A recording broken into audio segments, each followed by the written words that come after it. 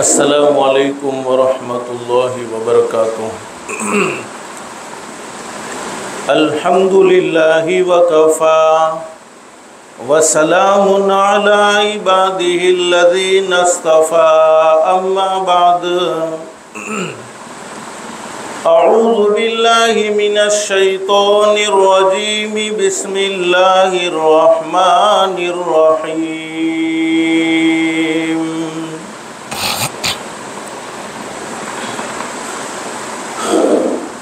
या अय्युहल्लज़ीना आमनुत्तक़ुल्लाह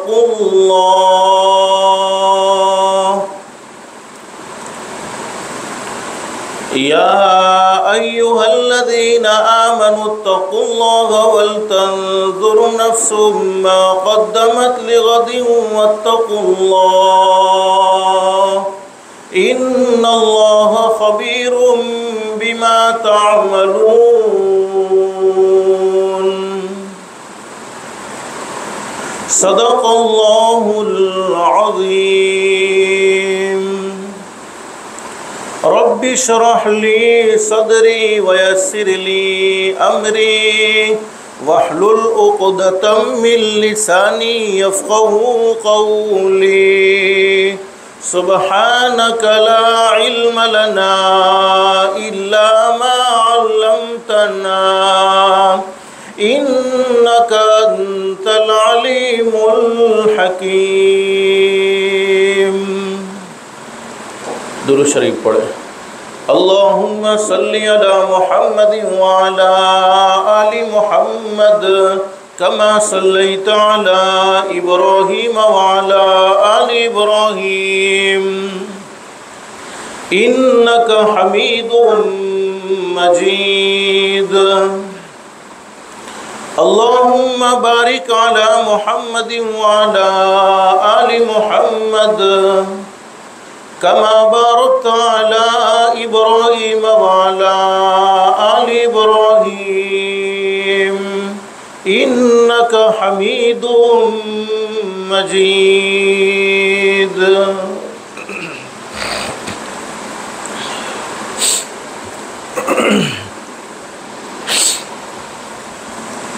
फिक्रे दुनिया करके देखा फिक्रे उक़बा करके देख।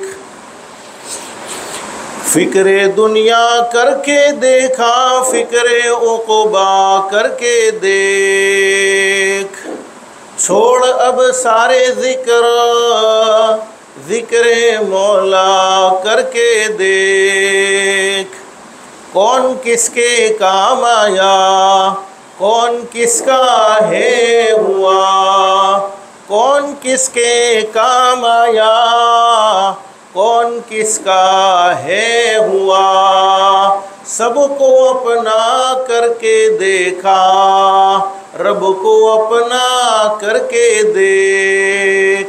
सबको अपना करके देखा रब को अपना करके देख। मोहतरमा माए और बहनें, अल्लाह का हम सब पर बहुत बड़ा एहसान और बहुत बड़ा करम है कि अल्लाह पाक ने हमें दीन की बातें सुनने और सुनाने के लिए थोड़ी देर यहाँ जमा फरमाया। दुआ करो अल्लाह सब के जमा होने को कबूल फरमाए। और माँ बहने, दिल में एक नीयत और एक इरादा करके बैठो, जितनी भी बातें सुने अमल की नीयत से सुनेंगे इंशाअल्लाह। इसलिए कि सुनना और सुनाना तो बहुत सी मर्तबा होता है, नहीं होता तो ज़िंदगी में अमल नहीं होता। और असल ज़िंदगी बनती है, ज़िंदगी संवरती है, अमल से संवरती है। और अल्लाह रब्बुल आलमीन कुरान करीम में खुशखबरी सुनाते हैं, फ़बश्शिर इबाद, मेरे बंदों को और मेरी बंदियों को खुशखबरी सुनाओ। कौन से बंदे और कौन सी बंदियाँ? अल्लाह कुरान करीम में फरमाते अल्लज़ीना यस्तमिऊनल क़ौल फ़यत्तबिऊन अहसना।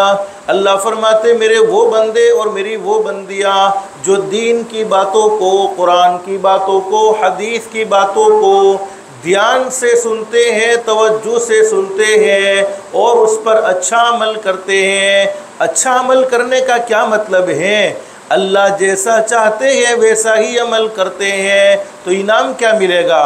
उलाइकल्लज़ीना हदाहुमुल्लाह व उलाइका हुम उलुल अल्बाब। अल्लाह फरमाते मेरे बंदों और मेरी बंदियों, तुम ज़मीन पर अमल की नियत करोगे, तुम ज़मीन पर अमल का इरादा करोगे, मैं रब्बुल आलमीन आसमानों पर तुम्हारे लिए हिदायत के फ़ैसले कर दूंगा। हिदायत से बढ़कर कोई दौलत हो नहीं सकती।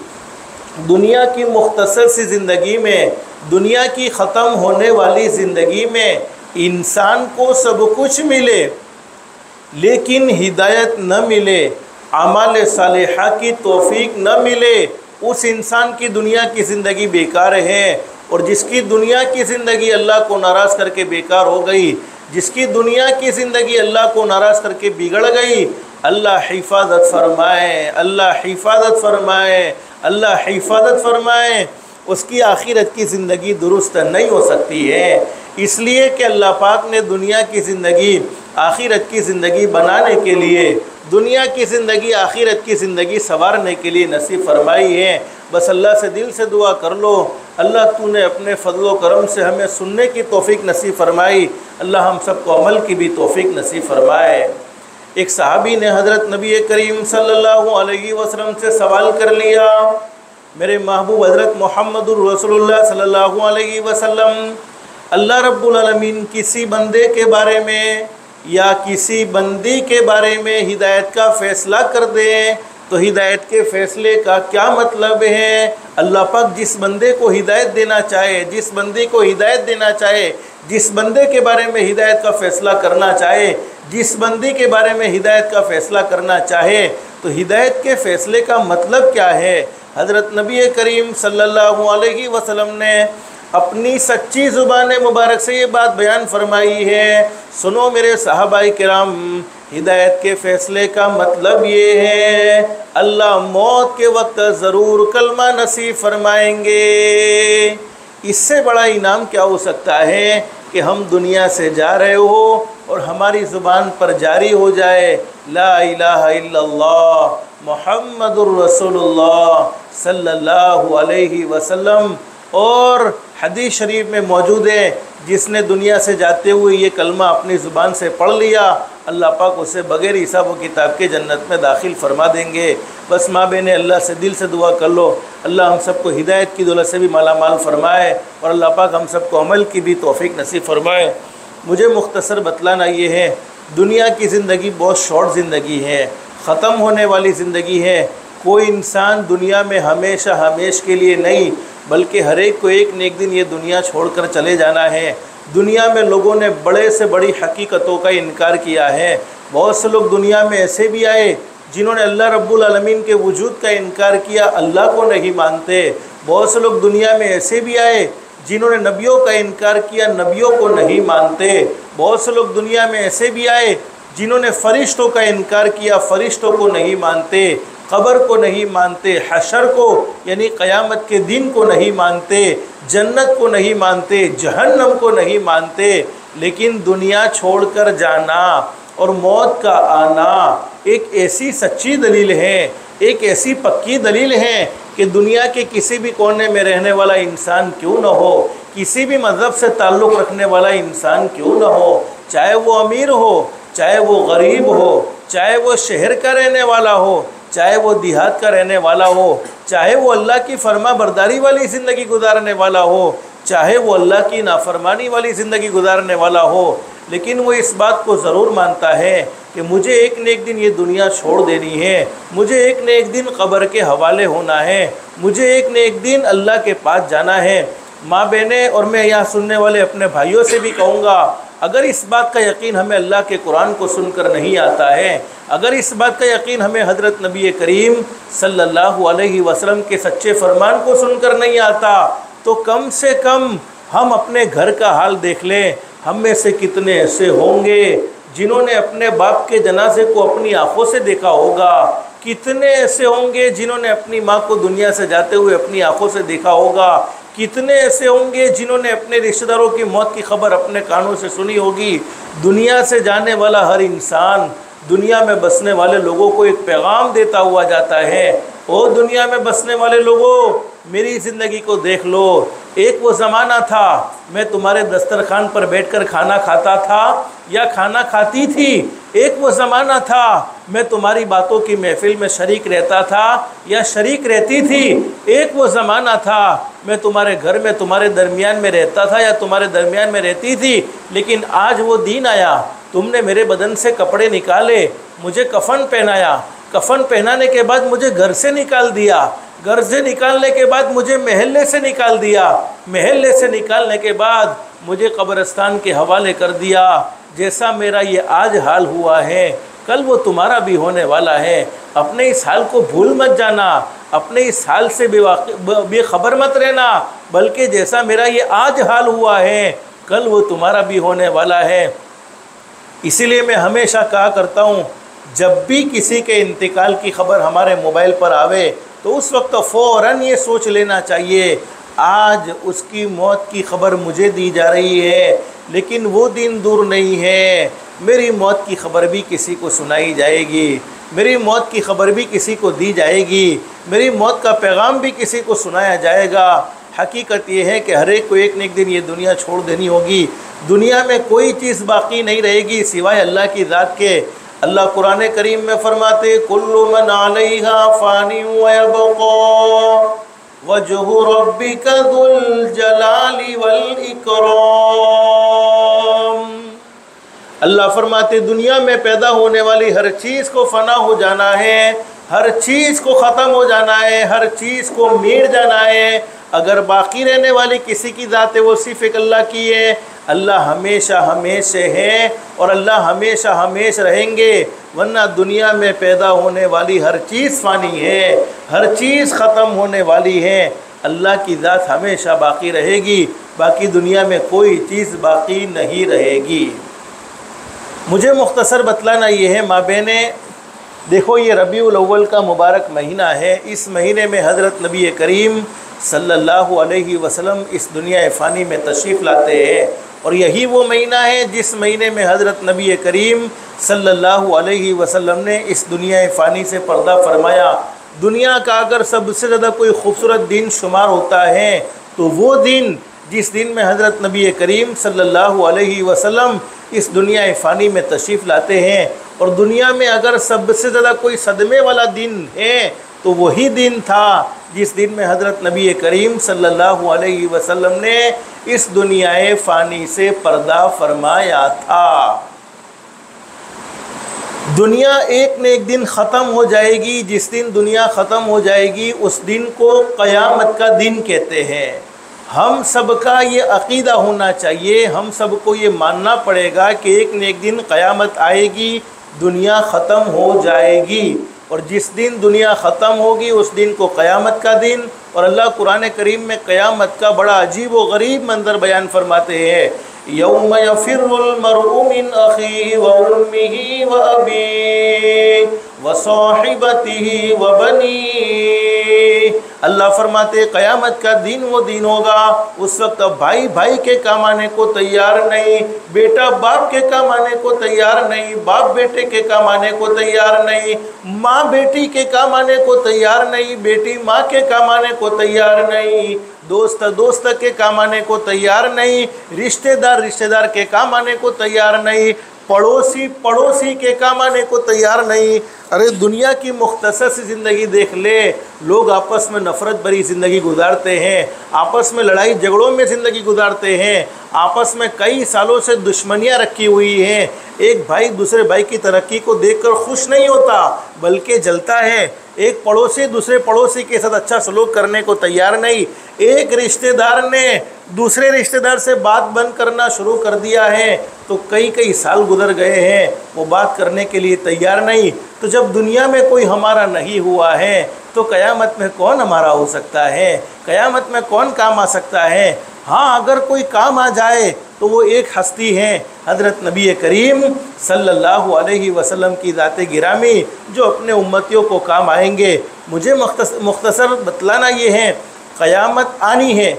आज लोग दुनिया में ये दावे करते हैं फ़लाने साल में दुनिया ख़त्म हो जाएगी, फ़लाने साल में दुनिया ख़त्म हो जाएगी, लेकिन हकीकत ये है माँ बहनें, दुनिया वालों की बातें सच्ची नहीं हो सकती। दुनिया वाले कहते हैं वो सच नहीं हो सकता। क़यामत कब कायम होगी वो सिवाय अल्लाह के कोई जानता नहीं है। लेकिन हदीस शरीफ में फरमाया नबी करीम सल्लल्लाहु अलैहि वसल्लम ने बड़ी ज़बरदस्त बात बयान फरमाई है, जब तक ज़मीन पर एक भी अल्लाह अल्लाह कहने वाला मर्द मौजूद है, अल्लाह अल्लाह कहने वाली औरत मौजूद है, यानी अल्लाह की धरती पर, अल्लाह की ज़मीन पर अल्लाह का नाम जब तक लिया जाएगा, कोई एक बंदा या कोई एक बंदी भी ज़मीन पर मौजूद है, उस वक्त तक अल्लाह पाक दुनिया को ख़त्म नहीं फरमाएंगे, क़यामत कायम नहीं फरमाएंगे, बल्कि दुनिया का निज़ाम चलता रहेगा। जिस तरीके से अभी चल रहा है इसी तरीके से दुनिया का निज़ाम चलता रहेगा। सिर्फ एक अल्लाह अल्लाह कहने वाला बाकी रहेगा, तब तक अल्लाह पाक के निज़ाम को चलाते रहेंगे। लेकिन जब एक भी अल्लाह की ज़मीन पर अल्लाह अल्लाह कहने वाला नहीं होगा, फिर अल्लाह पाक दुनिया को ख़त्म फरमाकर क़यामत को कायम कर देने का फ़ैसला फरमा देंगे। इससे तो ये मालूम हो गया, अल्लाह की ज़ात आली से उम्मीद है, ये कवी उम्मीद हो गई कि इंशाअल्लाह क़यामत ईमान वालों पर कायम नहीं होगी, क़यामत मुसलमानों पर कायम नहीं होगी, बल्कि क़यामत तो अल्लाह को न मानने वालों पर कायम होगी। लेकिन हमारे नबी ने क़यामत की, दुनिया के ख़त्म होने की बहुत सारी निशानियां बयान फरमाई है कि दुनिया ख़त्म होने से पहले पहले दुनिया में कैसे हालात हो जाएंगे, दुनिया का क्या नक्शा होगा। हज़रत नबी करीम सल्लल्लाहु अलैहि वसल्लम ने अपनी सच्ची ज़ुबान मुबारक से बात बयान फरमाई है। हदीस में फरमाया नबी करीम सल्लल्लाहु अलैहि वसल्लम ने, क़यामत से पहले पहले यानी दुनिया के ख़त्म हो जाने से पहले पहले वक्त में से बरकत उठा ली जाएगी, यानी वक्त में बरकत नहीं रहेगी। हदीस शरीफ का खुलासा है, एक साल एक महीने के बराबर हो जाएगा, एक महीना एक हफ्ते के बराबर हो जाएगा, एक हफ्ता एक दिन के बराबर हो जाएगा, एक दिन एक घंटे के बराबर हो जाएगा, एक घंटा एक मिनट के बराबर हो जाएगा, और एक मिनट एक सेकंड के बराबर हो जाएगा। और हम महसूस कर रहे हैं, एक जुमा गुजरता नहीं फ़ौरन दूसरा जुमा आ जाता है। अभी एक रमज़ान का महीना मुकम्मल हुआ है, दूसरे रमज़ान के महीने की तैयारी शुरू हो जाएगी। वक्त में बरकत नहीं रही, वक्त में से बरकत ख़त्म हो चुकी है। इससे क्या मालूम होता है कि हम क़यामत के बिल्कुल करीब पहुंच चुके हैं। लेकिन आज हम अपनी ज़िंदगी में सबसे ज़्यादा किसी चीज़ की नाक़दरी करते हैं, सबसे ज़्यादा किसी चीज़ को गफलत में गुजारते हैं, तो वो वक्त की नाक़दरी करते हैं, वक्त को गफलत में गुजारते हैं। हालांकि उलमा ने बड़ी ज़बरदस्त बात बयान फरमाई है, सोने और चांदी से हर इंसान को मोहब्बत होती है। सोने से यानी गोल्ड जिसको कहते हैं, सोना बड़ा कीमती समझा जाता है, हर एक को उससे मोहब्बत होती है, सोना हर एक को प्यारा होता है। लेकिन अल्लाह ना करे, अगर गफलत की वजह से, अगर बेपरवाही की वजह से, लापरवाही की वजह से सोना एक मर्तबा ज़ाय हो जाए, चला जाए, बर्बाद हो जाए, तबाह हो जाए, अल्लाह चाहे तो वापस आ सकता है, अल्लाह के लिए कोई मुश्किल नहीं, अल्लाह जिसे देना चाहे दे सकता है। जितना सोना गया है, जितना गोल्ड गया है, उससे भी डबल वापस लाना चाहे तो ला सकते हैं, कोई मुश्किल नहीं है। लेकिन वक्त एक मर्तबा हाथ से चला गया, फिर वो कभी भी वापस नहीं आ सकता है। इसीलिए वक्त को सोने से भी ज़्यादा कीमती बतलाया है। गोल्ड तो वापस आ सकता है, लेकिन गुजरा हुआ वक्त वापस नहीं आ सकता है। और हदीस शरीफ में बड़ी ज़बरदस्त बात बयान फरमाई, हज़रत नबी करीम सल्लल्लाहु अलैहि वसल्लम ने इरशाद फरमाया नबी करीम सल्लल्लाहु अलैहि वसल्लम ने, जब क़यामत कायम हो जाएगी उस वक्त लोग अल्लाह के सामने खड़े होंगे, अल्लाह पाक अपने बंदों को भी जमा करेंगे, अपनी बंदियों को भी जमा करेंगे। उस वक्त अल्लाह पाक कुछ सवालात करेंगे, उन सवालात में से एक सवाल ये भी होगा, ओ मेरे बंदो बतलाओ तो सही, तुमने वक्त किस मशगले में गुजारा है? मैंने तुम्हें दुनिया की खूबसूरत ज़िंदगी नसीब फरमाई थी, खूबसूरत ज़िंदगी देने के बाद ज़िंदगी का मकसद समझाया था कि तुम्हें दुनिया में क्यों भेजा है। वमा खलक़तुल जिन्ना वल इंसा इल्ला लियअबुदून, तुम दुनिया में इसलिए आए हो कि अल्लाह की इबादत करके अल्लाह को पहचान लो, अल्लाह को राज़ी कर लो, अपने ताल्लुक़ को अल्लाह से कायम कर लो। आज हमने सबको पहचाना है, नहीं पहचाना तो हमारे पैदा करने वाले अल्लाह को नहीं पहचाना। अगर हमने अल्लाह को पहचाना होता तो हमारी ज़ुबान पर कोई गलत बात ना होती। अगर हमने अल्लाह को पहचाना होता तो हम कभी झूठ ना बोलते। अगर हमने अल्लाह को पहचाना होता तो कभी हमारे माँ बाप हमसे नाराज़ ना होते, हमारे माँ बाप को हमेशा हमसे राहत पहुँचती। अगर हमने अल्लाह को पहचाना होता तो अस्सलातु खैरुम मिनन नौम की सदाओं को सुनकर कभी फजर की नमाज में हम आराम से सोते नहीं। अगर हमने अल्लाह को पहचाना होता तो हमारे पड़ोसी हमसे दुखी ना होते। अगर हमने अल्लाह को पहचाना होता तो हमारे रिश्तेदार हमसे नाराज़ ना होते, बल्कि हमारे रिश्तेदारों से हमारे ताल्लुक़ कायम होते। लेकिन आज हमने सबको पहचाना है, नहीं पहचाना है तो हमारे रब को नहीं पहचाना। बस अल्लाह हमें अल्लाह की मारिफत नसीब फरमाए, अल्लाह की पहचान नसीब फरमाए। तो अल्लाह पाक ने खूबसूरत ज़िंदगी नसीब फरमाई। ज़िंदगी देने के बाद ज़िंदगी का मकसद समझाया कि तुम दुनिया में हमेशा के लिए तो नहीं हो, बल्कि एक न एक दिन ये दुनिया ख़त्म हो जाएगी। इसलिए बहुत ज़बरदस्त बात बयान फरमाई है, इंसान संभल जा अब भी तू, अल्लाह को नाराज़ करते हुए संभल जा, किसी के दिल के टुकड़े करते हुए संभल जा, किसी को ज़ख्मी करते हुए संभल जा, किसी को परेशान करते हुए संभल जा, हराम खाते हुए, हराम कमाते हुए, झूठ बोलते हुए, लोगों को धोखा देते हुए संभल जा। इंसान संभल जा अब भी तू, नमाज़ों को छोड़ते हुए संभल जा, अरे माँ बाप का दिल नाराज़ करते हुए संभल जा। इंसान संभल जा अब भी तू, इंसान संभल जा अब भी तू, मिट्टी में एक दिन जाना है। तेरे बड़े भी चले गए और तेरा भी नंबर आना है।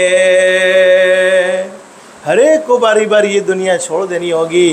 कोई दुनिया में हमेशा के लिए नहीं है। लेकिन आज जिस औलाद की वजह से हम अल्लाह को नाराज़ करते हैं और अपनी मौत से गाफिल हो चुके हैं, अपने मरने को हम भुला चुके हैं, जिस माल की मोहब्बत में, जिस औलाद की मोहब्बत में हमने अल्लाह को नाराज़ किया है, हकीकत क्या है कि जब हम दुनिया से जाते हैं तो वही औलाद जिनसे हमने पूरी ज़िंदगी मोहब्बत की होती है और उनकी मोहब्बत में हमने अल्लाह को नाराज़ किया होता है, आखिरी वक्त में मामला क्या होता है, जाएगा जब जहाँ से, जहाँ यानी दुनिया, जाएगा जब जहाँ से, जाएगा जब जहाँ से, कोई न साथ होगा, दो गज कफन का टुकड़ा तेरा लिबास होगा। दुनिया में कितना भी माल जमा किया हो, कितनी भी सहूलतें जमा कर ली हो, लेकिन आखिरी वक्त में तो सिवाय कफन के कुछ साथ जाने को तैयार नहीं। तो हदीस शरीफ में मौजूद है, कल अल्लाह पाक ज़िंदगी के बारे में पूछेंगे, ओ मेरे बंदो, ओ मेरी बंदियों, मैंने तुम्हें ज़िंदगी नसीब फरमाई थी। हज़रत नबी करीम सल्लल्लाहु अलैहि वसल्लम रबीउल अव्वल के महीने में इस दुनिया में तशरीफ़ इसीलिए लाए थे ताकि हमें ज़िंदगी का मकसद समझाए। अल्लाह ने हमें मुसलमान के घर में पैदा किया, ईमान जैसी अजीम दौलत से माला माल फरमाया। मुसलमान बनने के बाद एक मुसलमान मर्द की क्या ज़िम्मेदारी है, एक मुसलमान औरत की क्या ज़िम्मेदारी है, एक मुसलमान मर्द को कैसा रहना चाहिए, एक मुसलमान औरत को कैसा रहना चाहिए, हमारे अखलाक कैसे होने चाहिए, हमारे औसाफ कैसे होने चाहिए, हमारा अपने माँ बाप के साथ कैसा सलूक होना चाहिए, हमारा अपने रिश्तेदारों के साथ कैसा सलूक होना चाहिए, हमारा अपने पड़ोसियों के साथ कैसा सलूक होना चाहिए। ये सारी बातें समझाने के लिए हज़रत नबी करीम सल्लल्लाहु अलैहि वसल्लम इस दुनिया फ़ानी में तशरीफ़ लाए हैं। और हज़रत नबी करीम सल्लल्लाहु अलैहि वसल्लम ने हमें बेहतरीन ज़िंदगी गुजार कर बतलाई है, खूबसूरत ज़िंदगी गुजार कर बतलाई है। मुझे मुख्तसर बतलाना ये है, ज़िंदगी तो एक न एक दिन ख़त्म हो जाएगी। असल ज़िंदगी आखिरत की ज़िंदगी है। माँ बहनें याद रखो, आपके लिए कोई लंबे लंबे बयान की ज़रूरत नहीं होती है, लंबी लंबी तकरीरों की आपके लिए कोई ज़रूरत नहीं है। आपका दिन तो बहुत आसान है। मैंने शुरू में आपको बताया कि हर इंसान को मरना है। मरने के बाद के दो ठिकाने, एक जन्नत और एक जहन्नम। जन्नत अच्छे लोगों का ठिकाना, जहन्नम बुरे लोगों का ठिकाना। जन्नत अल्लाह को राज़ी करने वाले लोगों का ठिकाना, जहन्नम अल्लाह को नाराज़ करने वाले लोगों का ठिकाना। जन्नत अल्लाह के अहकाम के मुताबिक ज़िंदगी गुजारने वालों का ठिकाना, जहन्नम अल्लाह की नाफरमानी करने वालों का ठिकाना। दो ठिकाने मरने के बाद है, एक जन्नत और एक जहन्नम।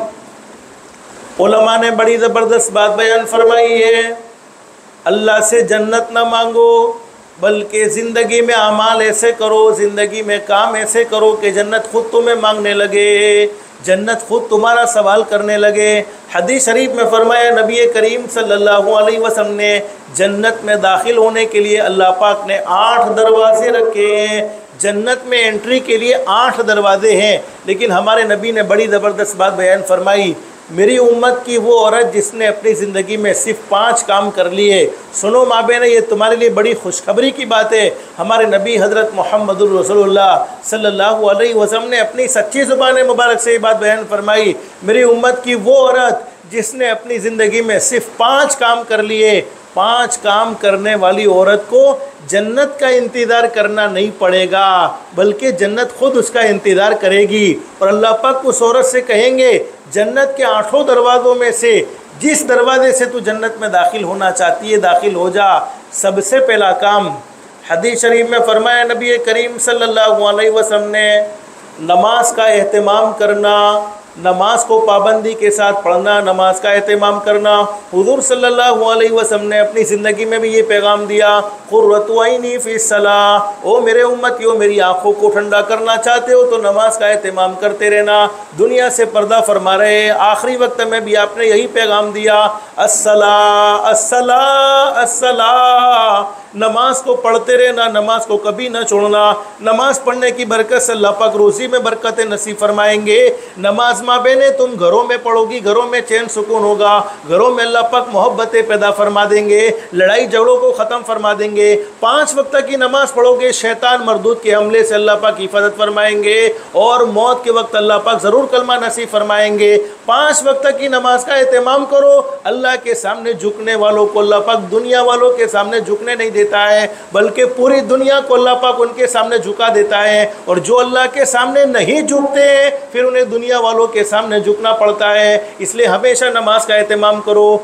दिन रात के अल्लाह पाक ने हमें 24 घंटे नसीब फरमाए हैं। 24 घंटे में सिर्फ अल्लाह पाक ने हमसे 1.25 घंटा या 1.5 घंटा मांगा है। ओ मेरे बंदो, ओ मेरी बंदियों, 1.25 घंटा या 1.5 घंटा मेरे सामने झुक जाओ, मेरे सामने सजदा कर लो। हालांकि पैदा करने वाला अल्लाह चाहता तो कह सकता था 22.5 घंटे मेरी इबादत करो, 23 घंटे मेरी इबादत करो, लेकिन उस रब ने कैसा फजल का मामला फरमाया, नहीं, खाओ भी सही, पियो भी सही, अच्छी ज़िंदगी भी गुजारो, अल्लाह को राज़ी करके ज़िंदगी गुजारो, लेकिन नमाज़ों के औकात में 5 वक्त की नमाज का एहतमाम भी कर लो। अल्लाह के सामने माबेने झुकेंगे, अल्लाह पाक सबसे बड़ा इनाम हमें ये नसीब फरमाएगा, हमारी औलाद को हमारी आँखों की ठंडक बना देगा, हमारी औलाद को हमारा फरमा बरदार बना देगा।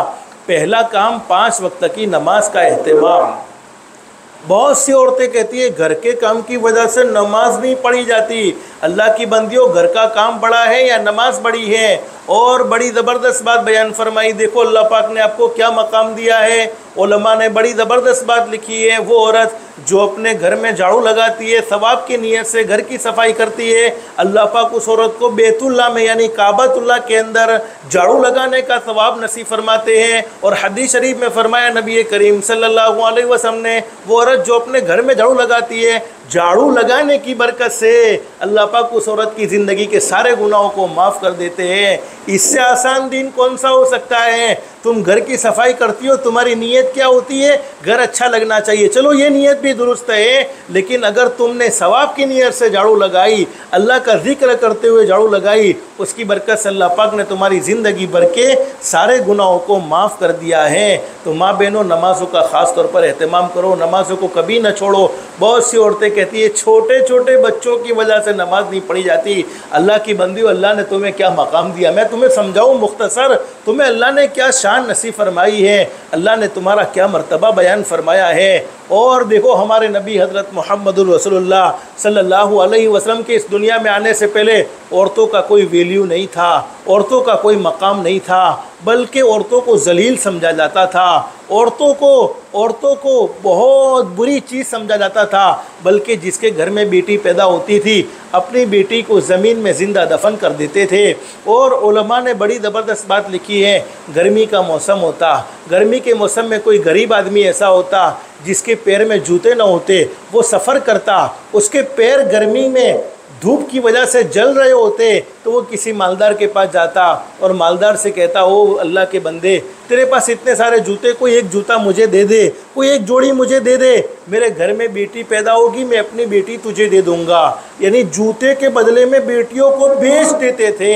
हज़रत नबी करीम सल्लल्लाहु अलैहि वसल्लम के ज़माने में औरतों को बहुत हज़रत नबी करीम सल्लल्लाहु अलैहि वसल्लम के आने से पहले ज़माना जाहिलियत में औरतों को बहुत ज़्यादा जलील किया जाता था। बल्कि मैं आपको एक बात बतलाऊं, टाइमिंग में होना, औरतें हेज़ में होती है, माहवारी मासिक जिसको कहते हैं, टाइमिंग में होना, ये अल्लाह की तरफ से एक निज़ाम है।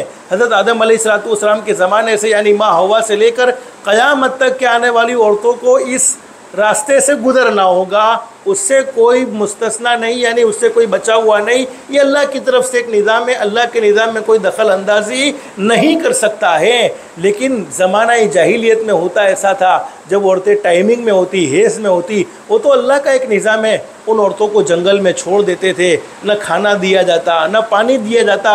इसी तरीके से बेचारी वो तड़प तड़प कर वो दिन गुजारती। हमारे नबी ने कैसे अखलाक उम्मत को सिखलाए हैं। मुस्लिम शरीफ में हदीस मौजूद है, फरमाया नबी करीम सल्लल्लाहु अलैहि वसल्लम के साथ ज़िंदगी गुजारने वाली ये औरत अम्मा आयशा सिद्दीक़ा रज़ी अल्लाह तआला फरमाती है, जिन अय्याम में मैं टाइमिंग में होती थी, हेज़ में होती थी, मासिक में होती थी, मेरे महबूब की मोहब्बत का आलम ये था, मेरे महबूब हज़रत मोहम्मद रसूलुल्लाह सल्लल्लाहु अलैहि वसल्लम घर पर तशरीफ़ लाते, अरे घर में गोश्त पका हुआ होता, अम्मा आयशा फरमाती मैं तो टाइमिंग में होती थी, मैं तो मासिक में होती, हेज़ में होती, अरे मैंने हड्डियों को चूस चूस कर ज़मीन पर रख दिया होता और मेरे महबूब वही हड्डियों को उठाकर अपने मुँह में डालकर चूसते थे। और उम्मत को ये पैगाम दिया है, औरत जलील करने की चीज़ नहीं है, बल्कि औरत मोहब्बत करने की चीज़ है। शर्त ये है कि बीवी से मोहब्बत होनी चाहिए, और मोहब्बत का आलम ये था। अम्मा आयशा सिद्दीक़ा रज़ी अल्लाह अन्हा फरमाती है, जिस प्याले से मैं पानी पीती थी, जहाँ से मैंने मुँह लगाकर पानी पिया, मेरे महबूब भी उसी तरफ से मुँह लगाकर पानी पीते थे।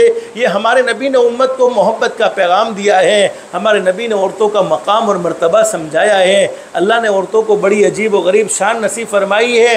हदीस शरीफ में मौजूद है, औरत तेरी माँ है तो इसके कदमों के नीचे जन्नत है। आदमी कितना भी बड़ा हो जाए, लेकिन जब तक माँ की फरमा बरदारी ना करे, माँ को राज़ी ना करे, तब तक वो कामयाब नहीं हो सकता, तब तक वो जन्नत ही नहीं हो सकता। औरत तेरी बीवी है तो इसका खर्चा तेरे ज़िम्मे लाजिम है। औरत तेरी बेटी है तो ये तेरी इज़्ज़त है। औरत तेरी बहन है तो ये तेरी इज़्ज़त है। हमारे नबी ने आकर तुम्हें मकाम और मर्तबा दिया है, तुम्हारी शान बयान फरमाई। मैं असल बात ये कह रहा था, बहुत सी औरतें कहती है बच्चों की वजह से नमाज नहीं पढ़ी जाती। उलमा ने लिखा है, बच्चे वाली औरत की सिर्फ 2 रकात नमाज, बच्चे वाली औरत की सिर्फ 2 रकात नमाज बगैर बच्चे वाली औरत की 82 साल की इबादत से अफजल है। एक बगैर बच्चे वाली औरत 82 वर्ष तक इबादत करती है, और एक बच्चे वाली औरत सिर्फ 2 रकात नमाज पढ़ती है, तो बच्चे वाली औरत की 2 रकात नमाज बगैर बच्चे वाली औरत की 82 वर्ष की इबादत पर भारी है। और हामिला औरत, प्रेग्नेंट औरत की 2 रकात नमाज बगैर हमल वाली औरत की 80 रकात नमाज से अफजल है। माँ बहन, तुम सोचती होगी अल्लाह ने तुम्हें क्या मकाम दिया, क्या मर्तबा दिया। हदीस शरीफ में फरमाया नबी करीम सल्लल्लाहु अलैहि वसल्लम ने, जब कोई औरत प्रेग्नेंट होती है, हामिला होती है, रात को सोती है, अल्लाह रब्बुल आलमीन फरिश्तों से फरमाते हैं, ओ मेरे फरिश्तों, मेरी इस बंदी की रात सोने में शुमार नहीं होगी, बल्कि इसकी पूरी रात इबादत में शुमार होगी। इसने पूरी रात मेरी इबादत की है, जागी है, दिन में अच्छे से अच्छे खाने खाती है। अल्लाह पाक फरिश्तों से फरमाते, ओ मेरे फरिश्तों, मेरी ये बंदी का दिन खाने में शुमार नहीं होगा, बल्कि इसका पूरा दिन रोज़े में शुमार होगा। यानी 9 महीने की सारी रातें इबादत में शुमार होती हैं, और 9 महीने के सारे दिन रोज़े में शुमार होते हैं। अल्लाह ने तुम्हें कितना ऊंचा मकाम और मर्तबा दिया है। बस माँ बहनों, तुम अल्लाह के दिए हुए मकाम और मर्तबे को पहचानो, अपनी कदर व कीमत को पहचानो। अल्लाह ने तुम्हें बहुत कीमती बनाया। पहला काम 5 वक्त की नमाज, हदीस शरीफ में मौजूद है, नमाजी औरत जिसने अपनी ज़िंदगी में 5 वक्त की नमाज का एहतमाम किया है, जन्नत के हर दरवाजे से उस औरत को कहा जाएगा, अल्लाह की बंदी तूने अपनी ज़िंदगी में 5 वक्त की नमाज़ पढ़ी है, नमाजों को तूने जुमा के साथ ख़ास नहीं किया था, रमज़ान के साथ ख़ास नहीं किया था, हमेशा तू नमाज़ पढ़ती रही है, आज तू जन्नत के जिस दरवाजे से जन्नत में दाखिल होना चाहती है दाखिल हो जा। जन्नत का हर दरवाज़ा उस औरत के आने का इंतज़ार करेगा जिसने अपनी ज़िंदगी में 5 वक्त की नमाज़ पढ़ी है। दूसरा काम वो औरत जिसने रमज़ानुल मुबारक के महीने के रोज़े रखे। तीसरा काम वो औरत जिसने ज़कात को अदा करने का एहतमाम किया। माँ बहनें, अगर अल्लाह ने माल और दौलत दिया है और पास में सोने और चांदी के दागिने मौजूद हैं तो उलमाए किराम से मसला पूछना चाहिए और साल में एक मरतबा ज़कात को अदा करने का एहतमाम ज़रूर करना चाहिए उलमा से मसला पूछकर, इसलिए कि ज़कात भी इस्लाम का अहम रुकन और ज़कात हर मुसलमान जिसको अल्लाह ने माल और दौलत दिया है और वो माल और दौलत निसाब के बक़द्र निसाब का मालिक बन जाए, इतना पहुंच जाता है तो उस पर ज़कात ज़रूरी हो जाती है। तो ज़कात का ख़ास तौर पर एहतमाम करना चाहिए। चौथा काम हज़रत नबी करीम सल्लल्लाहु अलैहि वसल्लम ने बयान फरमाया, वो औरत जिसने अपने आप को पर्दे में रखा, अपनी इज़्ज़त की हिफाजत की। माँ बहनों, तुम बहुत कीमती हो, कीमती चीज़ को खुली नहीं छोड़ी जाती बल्कि कीमती चीज़ को छुपाई जाती है, इसलिए अल्लाह पाक ने तुम्हें पर्दे का हुक्म दिया है कि औरत इस्लाम में बहुत कीमती है। कीमती चीज़ पर किसी गैर की निगाह नहीं पड़नी चाहिए, किसी गैर की नज़र नहीं पड़नी चाहिए, इसलिए अल्लाह पाक ने तुम्हें पर्दे में रहने को कहा है। फरमाया वो औरत जिसने अपनी ज़िंदगी में अपनी इज़्ज़त की हिफाजत की, अपने आप को पर्दे में रखा और गैर महरमों से अपने आप को बचाए रखा, उस औरत को भी जन्नत के हर दरवाजे से दाखिल होने की इजाज़त दे दी जाएगी। अल्लाह फरमाएंगे, मेरी बंदी तूने हमेशा पर्दे का एहतमाम किया है, तू जन्नत के जिस दरवाजे से दाखिल होना चाहती है दाखिल हो जा। 5वां काम वो औरत जिसने अपने शोहर की फरमा बरदारी की। अब माँ बहनों, तुम सोचती होगी कि हम अपने शोहर की बात क्यों माने, इनको हमारी बात माननी चाहिए, हम क्यों इनकी बात माने। आपके दिल में ये ख्याल आता होगा तो शोहर को आपके साथ कैसा रहना चाहिए, मर्दों को औरतों के साथ कैसा रहना चाहिए, वो बातें हम मज़ीद में मर्दों के सामने करते रहते हैं। अभी बात चूँकि आपके दरमियान में है इसलिए मैं आपको कहता हूँ कि बीवियों से हमारे नबी ने फरमाया कि अपने शोहर की फरमा बरदारी करे। अब हदीस शरीफ सुन लो। हदीस शरीफ में फरमाया नबी करीम सल्लल्लाहु अलैहि वसल्लम ने, मेरी उम्मत की वो औरत जिसने अपनी ज़िंदगी में सिर्फ 5 काम कर लिए। नंबर 1, 5 वक्त की नमाज का एहतमाम। नंबर 2, रमज़ानुल मुबारक के महीने के रोज़े। नंबर 3, ज़कात अदा करने का एहतमाम। नंबर 4, अल्लाह पाक ने उसे पर्दे में रहने को कहा है, उसने अपनी इज़्ज़त की हिफाजत की, पर्दे में रही। और नंबर 5, उसने अपने शोहर की फरमाबरदारी की। हदीस शरीफ में मौजूद है, जन्नत के 8 दरवाज़ों में से हर दरवाजे से वो जन्नत में दाखिल होना चाहती है दाखिल हो सकती है। अल्लाह रब्बुल आलमीन फरमाएंगे, ओ मेरी बंदी तू जन्नत में जिस दरवाजे से भी दाखिल होना चाहती है दाखिल हो जा। यानी उस औरत को जन्नत का इंतज़ार नहीं करना पड़ेगा बल्कि जन्नत खुद उस औरत का इंतज़ार करेगी। तो फरमाया शोहर की फरमा बरदारी, शोहर की इताअत। हदीस शरीफ में मौजूद है, हज़रत नबी करीम सल्लल्लाहु अलैहि वसल्लम ने, वो औरत उस वक्त तक अल्लाह का हक़ अदा नहीं कर सकती जब तक कि अपने शोहर का हक़ अदा न करे। और एक हदीस में हमारे नबी ने फरमाया, अगर मैं अल्लाह के अलावा किसी को सजदा करने की इजाज़त देता, हालांकि अल्लाह के अलावा किसी को सजदा करना जायज़ नहीं, तो बीवी से कहता कि वो अपने शोहर को सजदा करे। हमारे नबी हज़रत मुहम्मदुर रसूलुल्लाह सल्लल्लाहु अलैहि वसल्लम ने समझाया, बीवी के ज़िम्मे शोहर का ये हक़ है कि उसका शोहर यूँ कह दे कि काले रंग के पहाड़ को उठाकर पीले रंग के पहाड़ की जगह पर रख दे और पीले रंग के पहाड़ को उठाकर काले रंग के पहाड़ की जगह पर रख दे, तो औरत के ज़िम्मे ज़रूरी है कि शोहर के कहने पर यह काम करने के लिए तैयार हो जाए। तो माँ बहनें, बस मुझे मुख्तसर बतलाना ये है, आज की मजलिस में सिर्फ 2 काम की नीयत कर लो। अगर ये 2 काम हमने अपनी ज़िंदगी में किए हैं, दुनिया वाले हमें अच्छा समझे न समझे, दुनिया वाले हमारी इज़्ज़त करे न करे, दुनिया वाले हमसे मोहब्बत करे न करे, पैदा करने वाला अल्लाह कहेगा, ओ मेरे बंदे। अगर अल्लाह के बंदों ने किया तो अल्लाह पाक कहेगा, ओ मेरे बंदो तुमसे अच्छा कोई नहीं हो सकता। अगर माँ बहनों ने किया तो अल्लाह पाक कहेंगे, ओ मेरी बंदियों तुमसे अच्छा कोई नहीं हो सकता। देखो मैंने शुरू में आपको बतलाया, ज़िंदगी बहुत शॉर्ट ज़िंदगी है, ख़त्म हो जाएगी। असल ज़िंदगी तो आखिरत की ज़िंदगी है। मरना हर किसी को है, दुनिया में कोई हमेशा हमेश के लिए नहीं है। हर एक को एक न एक दिन ये दुनिया छोड़ देनी होगी, हर एक को आखिरत का सफ़र करना होगा। लेकिन हम सब चाहते भी हैं कि हमारी दुनिया संवर जाए, हमारी दुनिया बेहतरीन बन जाए, हमारी आखिरत बेहतरीन बन जाए। तो उसके लिए हज़रत नबी करीम सल्लल्लाहु अलैहि वसल्लम की मुबारक ज़िंदगी को अपनाओ, हज़रत नबी करीम सल्लल्लाहु अलैहि वसल्लम की मुबारक तालीमात पर चलो। लेकिन आज की मजलिस में 2 काम की नीयत भी करो। इससे पहले मैं आपको कहूँगा, घर में तालीम को ज़रूर ज़िंदा करो। रोज़ाना थोड़ी बहुत किताब पढ़ो और अल्लाह की बंदियों थोड़ा वक्त फारी करो। आज हमारे घरों का बड़ा अजीब माहौल हो गया। पहले घरों का बड़ा खूबसूरत माहौल हुआ करता था। पहले घरों में लोग आपस में रात को जमा होकर मोहब्बत की बातें किया करते थे। आज बड़ा अजीब माहौल है। माँ अपने मोबाइल में बिज़ी, बाप अपने मोबाइल में बिज़ी, दादा अपने मोबाइल में बिज़ी, दादी अपने मोबाइल में बिज़ी, पोता अपने मोबाइल में बिज़ी, पोती अपने मोबाइल में बिज़ी।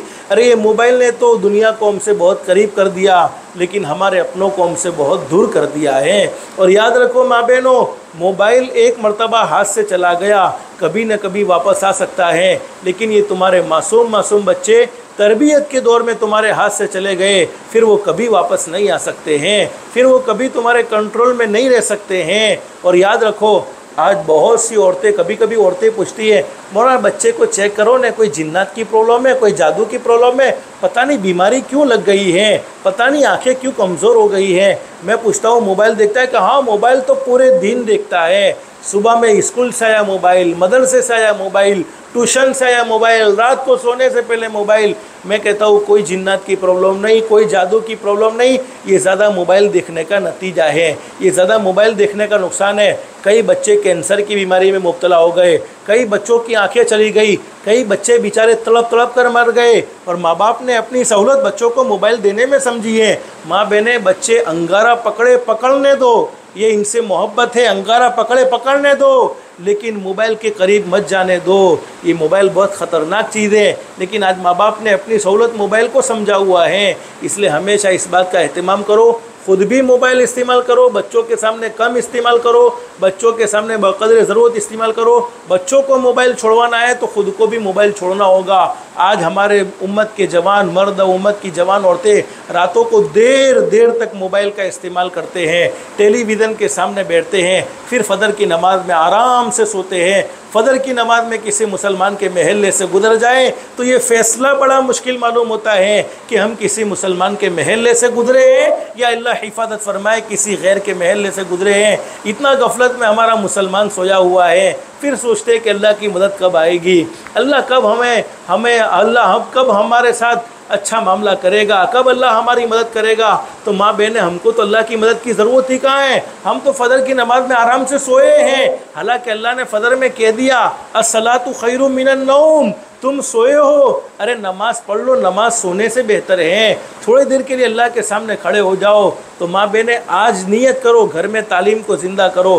5-10 मिनट के लिए अपने मोबाइल को दूर कर दो। सारे बच्चे भी बैठे हो, सब बैठे हो, और हर एक के सामने कुरान की बात हो, हदीस की बात हो, तो तुम्हारे मासूम बच्चे तुम्हारे भी फरमा बरदार बनेंगे, अल्लाह के भी फरमा बरदार बनेंगे। और जब मासूम बच्चों के कानों में कुरान की बातें जाएगी, हदीस की बातें जाएगी, तो वो नूर इनके दिलों में उतर जाएगा। फिर एक वो दिन आएगा कि वो तुम्हें राहत पहुंचाएंगे, तुम्हारे बुढ़ापे का सामान बनेंगे, तुम्हारे बुढ़ापे में तुम्हारे लिए सहारा बनेंगे और तुम्हारे बुढ़ापे में तुम्हें राहत पहुंचाएंगे।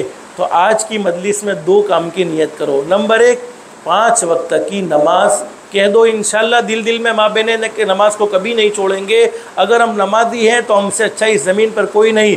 अरे इससे अच्छा कौन हो सकता है जो अल्लाह के सामने झुकने वाला हो, जो अल्लाह के सामने सजदा करने वाला हो। अल्लाह के सामने झुकने वाले को अल्लाह दुनिया वालों के सामने झुकने नहीं देगा। तो पहला काम 5 वक्त की नमाज। दूसरा काम, अपनी दात से किसी को दुख मत पहुँचाओ, किसी को तकलीफ़ मत पहुँचाओ। किसी के साथ अच्छा सलूक नहीं कर सकते तो इसके साथ बुरा सलूक न करो। किसी को राहत नहीं पहुंचा सकते तो इसको तकलीफ़ न पहुंचाओ। कमा तदीन तू दान, जैसा करोगे वैसा भरोगे, जैसी करनी वैसी भरनी, ना मानो तो करके देखो। जन्नत भी है दोज़ख भी है, ना मानो तो मर के देखो। भले अमल का भला नतीजा, बुरे अमल का बुरा नतीजा, जिन लोगों ने बुरा किया है चलकर उनका घर देखो। किसी को सताने वाले, किसी के दिल के टुकड़े टुकड़े करने वाले कभी सुकून और इत्मीनान से नहीं बैठते हैं, बल्कि अल्लाह पाक उनकी ज़िंदगियों से चैन सुकून छीन लेते हैं। हाँ, जिसको सताया है इसे तो कभी न कभी राहत मिल जाती है, लेकिन सताने वालों को राहत कभी नहीं मिलती है। आखिरी बात आपके सामने कर बात ख़त्म करता हूँ। बस अल्लाह पाक हम सबको अमल की तौफीक नसीब फरमाए। हदीस शरीफ में फरमाया, नबी करीम सल्लल्लाहु अलैहि वसल्लम ने, अल्लाह रब्बुल आलमीन बड़े करीम है, बड़े रहीम है, पूरी ज़िंदगी गुनाहों में गुजर जाए, पूरी ज़िंदगी ना फरमानी में गुजर जाए, लेकिन सिर्फ एक मरतबा कह दिया जाए अस्तगफिरुल्लाह, कह दो, आप लोग भी कह दो अस्तगफिरुल्लाह, और माँ बहने दिल दिल में आप भी कह दो अस्तगफिरुल्लाह अस्तगफिरुल्लाह, जिसके माना ये है कि अल्लाह मैं तुझसे माफ़ी मांगता हूँ। मर्द है, औरत है, अल्लाह मैं तुझसे माफ़ी मांगती हूँ। अल्लाह रब्बुल आलमीन आसमान पर फरमाते हैं, ओ मेरे बंदे तूने मुझसे माफ़ी मांगी है, ओ मेरी बंदी तूने मुझसे माफ़ी मांगी है, मेरी इज़्ज़त की कसम मैंने तुम्हारी ज़िंदगी के सारे गुनाहों को माफ़ कर दिया है, और ऐसा माफ़ किया है जैसा कि तुमने ज़िंदगी में कभी गुनाह किया ही नहीं था, तुमने ज़िंदगी में कभी अल्लाह को नाराज़ किया ही नहीं था। अल्लाह तो बड़े करीम है, बड़े रहीम है। हदीस शरीफ में मौजूद है, अल्लाह पाक बहुत करीम है, बहुत रहीम है। पूरी ज़िंदगी गुनाहों में गुजर जाए, नाफरमानी में गुजर जाए, अल्लाह चाहे तो पकड़ करे, चाहे तो माफ़ करे, चाहे तो उसकी सज़ा को आखिरत के लिए छोड़ दे, यानी उसकी सज़ा मरने के बाद दे। लेकिन दो गुनाह ऐसे हैं जिनकी सज़ा मरने के बाद तो मिलती ही मिलती है, मरने से पहले दुनिया में भी ज़रूर मिल जाती है। नंबर एक, जिसने अपने माँ बाप के दिल के टुकड़े टुकड़े किए हो, माँ बाप को सताया हो, माँ बाप को नाराज़ किया हो, वो दुनिया में मरने से पहले ज़रूर दुखी होता है, ज़रूर उसे भुगतना पड़ता है। माँ बाप को नाराज़ करने वाला कभी सुकून और इत्मीनान से नहीं सो सकता, इसलिए हमेशा अपने माँ बाप को राहत पहुँचाओ। और नंबर दो, जिसने किसी पर जुल्म किया हो, किसी पर ज़्यादती की हो, किसी का दिल दुखाया हो, अरे जालिम को अल्लाह पाक ढील ज़रूर देते हैं, लेकिन जालिम को पकड़ते ज़रूर हैं। सामने वाला कमज़ोर है, पैदा करने वाला अल्लाह कमज़ोर नहीं है, पैदा करने वाला अल्लाह कमज़ोरों की तरफ से ज़रूर जवाब देता है। तो माँ बहनें, ये दो गुनाहों से अपनी ज़ात को बचा लो, माँ बाप को नाराज़ करने से और किसी का दिल तोड़ने से, किसी पर जुल्म करने से, इसलिए कि ये दो गुनाह ऐसे हैं जिनकी सज़ा मरने से पहले दुनिया ही में ज़रूर मिल जाती है। बस अल्लाह से दिल से दुआ कर लो, अल्लाह हम सबको अखलाक मुस्तफ़ा वाली ज़िंदगी नसीब फरमाए, माफ़ करने का जज्बा नसीब फरमाए, 5 वक्त की नमाज का एहतमाम की तौफीक नसीब फरमाए, हमारी दुनिया भी बेहतर से बेहतर बनाए, आखिरत भी बेहतर से बेहतर बनाए। माँ बहनें, रबीउल अव्वल का मुबारक महीना है, हमारे नबी इसी महीने में दुनिया में तशरीफ़ लाए हैं। आज एक अमल की नियत करके जाओ, रोज़ाना माँ बहनें रोज़ाना 313 मरतबा दुरूद शरीफ पढ़ने का आज से एहतमाम शुरू कर दो। बेहतर दुरूद शरीफ वही है जिसको हम नमाज में पढ़ते हैं, लेकिन इतना वक्त नहीं, सल्लल्लाहु अलैहि वसल्लम सल्लल्लाहु अलैहि वसल्लम, या छोटा सा दुरूद शरीफ अल्लाहुम्मा सल्ली अला मुहम्मद। उलमा ने लिखा है कि हर इबादत के मकबूल और मरदूद होने के चांसेस हैं। एक आदमी ने नमाज़ पढ़ी, उसकी नमाज मकबूल भी हो सकती है, मरदूद भी हो सकती है। रोज़ा रखा, मकबूल भी हो सकता है, मरदूद भी हो सकता है। हज किया, मकबूल भी हो सकता है, मरदूद भी हो सकता है। लेकिन दुरूद शरीफ एक ऐसी इबादत है, चाहे दिल से पढ़ो, चाहे बगैर दिल के पढ़ो, चाहे इखलास से पढ़ो, चाहे रियाकारी से पढ़ो, दुरूद शरीफ हर हाल में अल्लाह की बारगाह में कबूल होता है, हर हाल में अल्लाह की बारगाह में मंजूर होता है। जो शख्स रोज़ाना 313 मरतबा दुरूद शरीफ पढ़े, अल्लाह पाक उसे बड़े ज़बरदस्त इनाम नसीब फरमाएंगे। जो शख्स रोज़ाना 313 मरतबा दुरूद शरीफ पढ़े, अल्लाह पाक उसे बहुत जल्द मदीनतुल मुनव्वरा की हाज़िरी नसीब फरमाएंगे। उसके लिए मक्का मदीना जाना आसान फरमा देंगे, उसके लिए हज़रत नबी करीम सल्लल्लाहु अलैहि वसल्लम की ख्वाब में ज़ियारत करना आसान फरमा देंगे, यानी बहुत जल्द ख्वाब में ज़ियारत नसीब फरमाएंगे। उसे बड़ी बड़ी बीमारियों से, ऐसी बीमारी जिससे आदमी कब्र के हवाले हो जाता है, मौत के हवाले हो जाता है, जादू और जिन्नात की प्रॉब्लम से उसे महफूज रखेंगे, और उसके लिए हलाल पाकीदा रोज़े के दरवाजे खोल देंगे, और अल्लाह पाक उसे दुनिया में भी इज़्ज़त नसीब फरमाएंगे, आखिरत में भी इज़्ज़त नसीब फरमाएंगे। दुरूद शरीफ बहुत बड़ा ख़जाना है। हदीस शरीफ में मौजूद है, मेरा उम्मती, बड़े से बड़े कर्ज़ से तुझे नजात चाहिए, बड़े से बड़े कर्ज़ से तुझे छुटकारा चाहिए, मेरी ज़ात पर मोहब्बत के साथ दुरूद पढ़ ले, अल्लाह तेरी मदद फरमाएगा। कारोबार नहीं चलता, बिजनेस नहीं चलता, मेरी ज़ात पर मोहब्बत के साथ दुरूद पढ़ ले, अल्लाह हलाल पाकीदा रोज़ी के फ़ैसले फरमा देगा। अरे अरे तू घर में जवान बेटा जवान बेटी लेकिन कोई मुनासिब रिश्ता नहीं मिलता, मेरी ज़ात पर मोहब्बत के साथ दुरूद पढ़ ले, अल्लाह नेक साले जोड़े के आसमानों से फ़ैसले फरमाएगा। शादी हो गई औलाद नहीं होती, मेरी ज़ात पर मोहब्बत के साथ दुरूद पढ़ ले, अल्लाह नेक साले औलाद के पैदा होने के फ़ैसले फरमाएगा। यानी जितनी हमारी दुनिया की ज़रूरतें हैं, जितनी हमारी आखिरत की ज़रूरतें हैं, तमाम की तमाम ज़रूरतें अल्लाह पाक दुरूद शरीफ की बरकत से पूरी फरमाएगा। अल्लाह से दिल से दुआ कर लो, अल्लाह हम सबको कसरत से दुरूद पाक का एहतमाम की तौफीक नसीब फरमाए, हमारी दुनिया भी बेहतर से बेहतर बनाए, आखिरत भी बेहतर से बेहतर बनाए। अल्लाह के अहकाम के मुताबिक हज़रत नबी करीम सल्लल्लाहु अलैहि वसल्लम के तरीक़े के मुताबिक ज़िंदगी गुजारने की तौफीक व सादत नसीब फरमाए। अल्लाह पाक हम सबको कहने सुनने से ज़्यादा इखलास, इस्तिखलास और इस्तिकामत के साथ अमल की तौफीक नसीब फरमाए। आमीन या रब्बल आलमीन। व आखिरु दावाना अनिल हम्दुलिल्लाहि रब्बिल आलमीन।